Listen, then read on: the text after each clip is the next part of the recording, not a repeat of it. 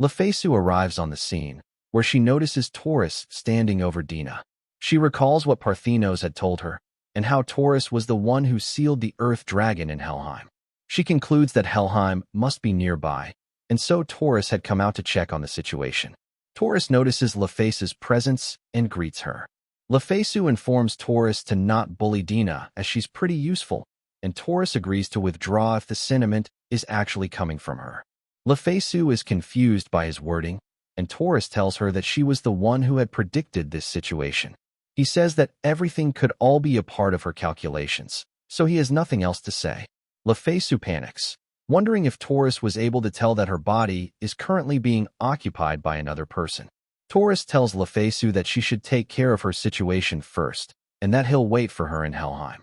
Lefesu takes a look at Taurus's stats as he walks away, and realizes that they've actually gotten worse.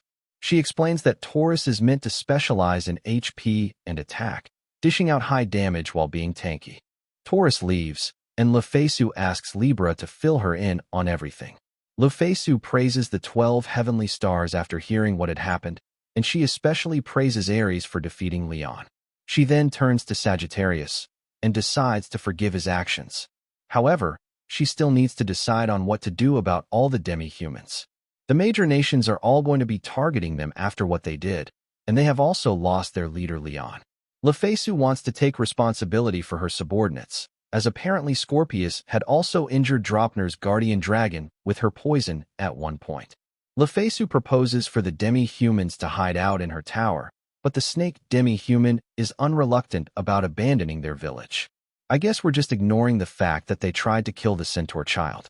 Anyways, Lefesu tells the demi-humans that she plans to preserve the entire village.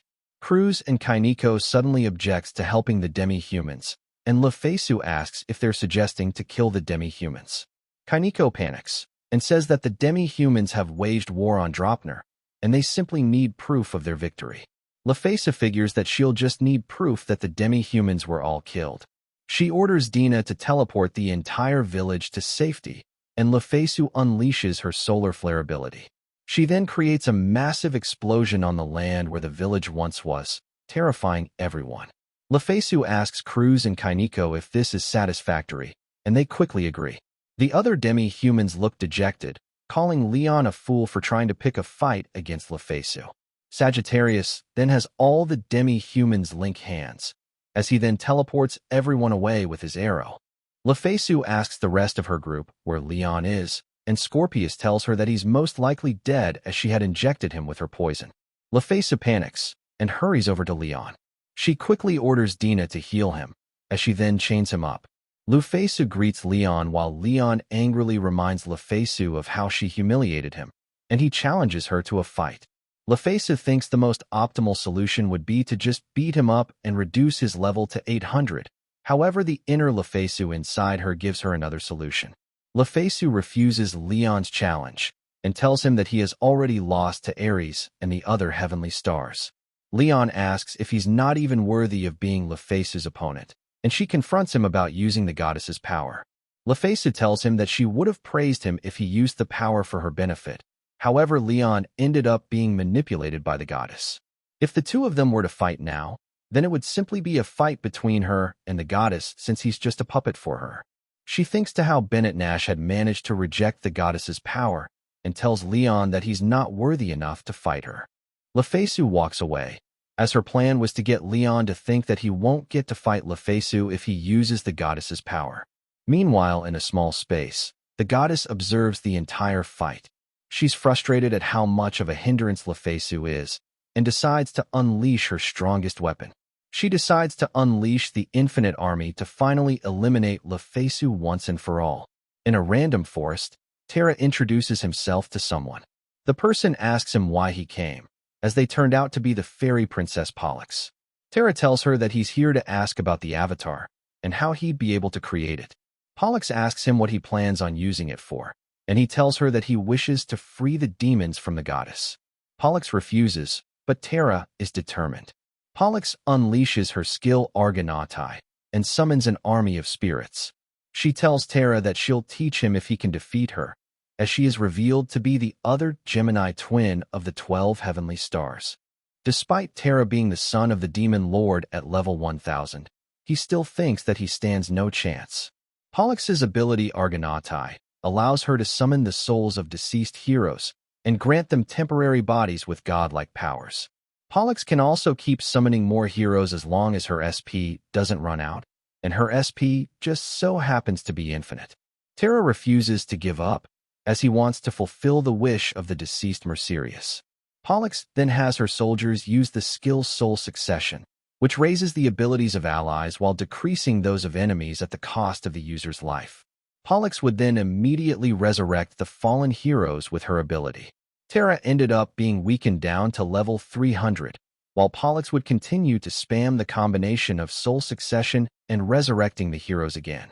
Terra falls to the ground, and Pollux asks him if he's still going to continue fighting. Terra still doesn't plan on giving up, and Pollux orders her soldiers to knock out, but not kill Terra as to not offend the demon lord. Luna suddenly gets behind Pollux and holds a blade over her neck.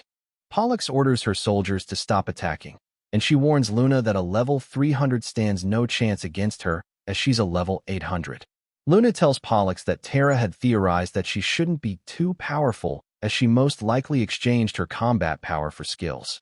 Pollux tells Luna that she'll be killed if Terra was wrong, but Luna has full trust in Terra. Pollux decides to surrender as their deduction was correct, and she orders her soldiers to heal Terra. Pollux is impressed at Terra's display of skill and reveals that she can only summon the heroic spirits. Her brother Castor is in charge of commanding them, as their skill Argonautai can only reach its full potential when the two of them are together. Pollux converses with Terra about wanting to create an avatar to have a non-demon body in order to avoid the fate of the demons. Terra says that the demons are simply tools created by the goddess to fight against humanity.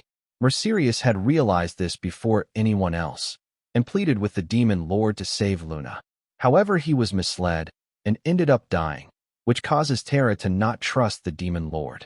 However, Pollux reveals that she doesn't actually know how to help, as her skill allows her to create a new body from heavenly magic and deposit a dead soul inside.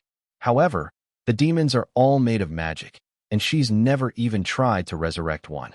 She says that something like fairies have their souls inside their main bodies, but the demons are created from nothing with no souls. However, Pollux says that it's not completely impossible and tells Terra that she's willing to help them out. She suddenly falls over her chair as light starts emitting from her body.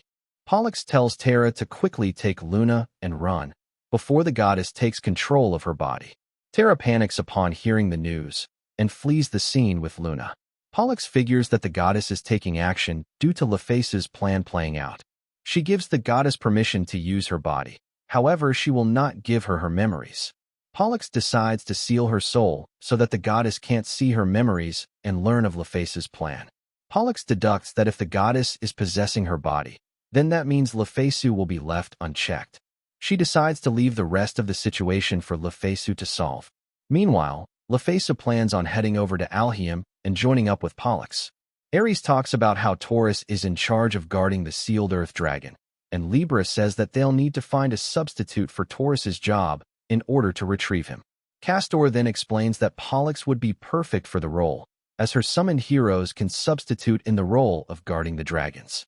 Lefesu asks Dina if there was a city on the way to Alhium, so she could send the heroes' party there, and Dina informs her of the martial arts city Regolan. Lefesu glances over at Sagittarius and asks him why he's so quiet. Sagittarius says that he doesn't have the right to join in the conversation, but Lefesu tells him that he can repay her by contributing in the upcoming battle. Lefesu tells Sagittarius to transform into a human form, and the other heavenly stars suddenly start to panic. They closed their eyes and covered up Virgo, while Dina fired water magic over at Sagittarius. Sagittarius of the Archer from the 12 heavenly stars joins the party, showing off his holy Excalibur that's covered up by Dina's water magic. Scorpius attacks Sagittarius and slices off his banana.